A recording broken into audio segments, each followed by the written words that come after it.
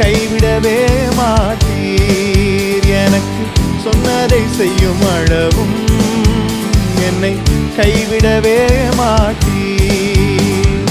ஏல்பத்தே, இது வானத்தின் வாசல். என் ஏசையா, ஆசீர்வாதத்தின் வாசல்.